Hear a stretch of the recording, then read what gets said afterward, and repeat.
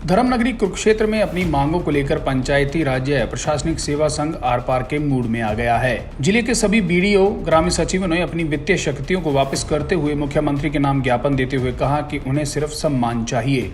ग्राम सचिव राजा राम ने कहा कि हम सरकार की योजनाओं को जमीनी स्तर पर अमली जामा पहनाते हैं, लेकिन सरकार का दृष्टिकोण हमारे प्रति नकारात्मक है, जिस कारण हम अपनी वित्तीय शक्तियों का परित्याग कर रहे हैं। वहीं बीडीओ राजन सिंगला ने कहा कि हमारे साथ सौतेला व्यवहार हो रहा है।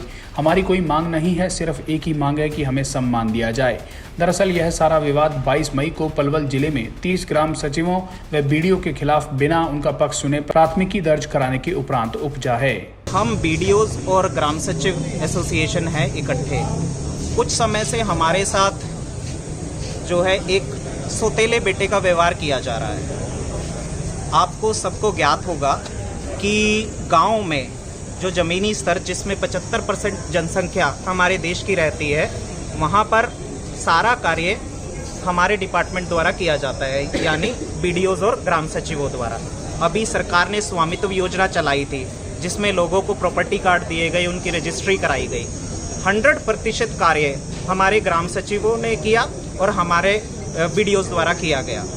पर सरकार द्वारा कुछ समय से, जैसे हमने बताया कि हमारे साथ सौतेले बेटे का व्यवहार किया जा रहा है। हमें कोई मांग नहीं है हमारी सरकार से। हमारी मांग है कि हमें आत्मसम्मान, जो आपको पिछले कल परसों के अखबार में आपने पढ़ा कि 40 ग्राम सचिव और बीडीओज के खिलाफ बिना इंक्वायरी के एफआईआर करा दी गई। एक टीम वर्क के रूप में सरकार द्वारा चलाए जाने वाले समय समय पर जितनी भी योजनाएं चलाई जाती हैं, सभी को जमीनी स्तर पर जो अमली जामा पहनाया जाता है, उसको कार्यान्वित किया जाता है, वो ग्राम सी और बीडीओज के माध्यम से ही किया जाता है।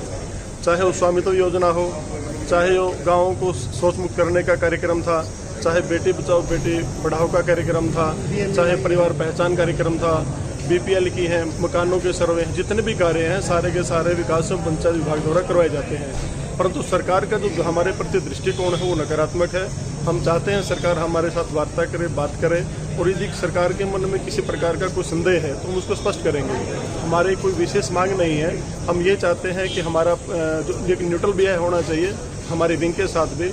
भ्रष्टाचार तो किसी भी स्तर पर हो सकता है, भ्रष्टाचार मंत्री में भी होता है, बड़े अधिकारी में भी होता है, वो एक बड़ी बात है, लेकिन पद को बदनाम नहीं किया जा सकता। सभी लोग एक जैसे नहीं होते।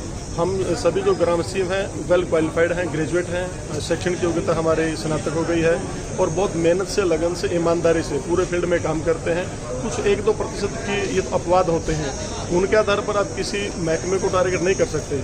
हम चाहते हैं कि सरकार हमें मान सम्मान दे, और जो फाइनेंशियल पावर है, जब भी हम सरकार से कुछ मांगने की बात करते हैं ना कि हमारे वेतन भत्तों में ये दिक्कत है, उसमें सुधार की गुंजाइश है, सरकार मानती भी है, कंसिडर करती है उस चीज़ को, बट वो आकर के अटक जाती है कि आपके पास बहुत बड़ा फंड है, आप फाइनेंशियल मैनेजमेंट करते हैं, आपको ज़रूरत नहीं है, ये वो। हम कुछ भी मांगे सरकार से, जायज़ मांग करते हैं, तो फाइनेंशियल पावर पर आकर के वो अटक जाती है। तो हमने बीडीओज ने और सभी ग्राम सचिव ने पूरे हरियाणा में आज ज्ञापन दिया है माननीय मुख्यमंत्री के नाम। आज 11 बजे का सभी जगह टाइम है और सभी ने एक मत होकर के स्पष्ट कर दिया है कि आज के बाद हम कोई फाइनेंशियल काम नहीं करेंगे। जितनी भी सरकार द्वारा पंचायती एक्ट द्वारा हमें फाइनेंशियल पावर्स दी गई हैं, उन सभी का हम परित्याग कर रहे हैं, स्वेच्छा से त्याग कर रहे हैं। सरकार जिसको ईमानदारी से उसको दे सकती है। जब हम सभी प्रकार की फाइनेंशियल पावर को छोड़ ही रहे हैं, फिर हम बेईमान कहाँ रह गए। हम सरकार को स्पष्ट करना चाहते हैं कि हम ना बेईमान थे ना हम हैं, हम ईमानदारी से काम करते, भविष्य में भी काम करते रहेंगे। हम अपनी फाइनेंशियल पावर को छोड़ करके अन्य सभी काम पूर्ववत करते रहेंगे।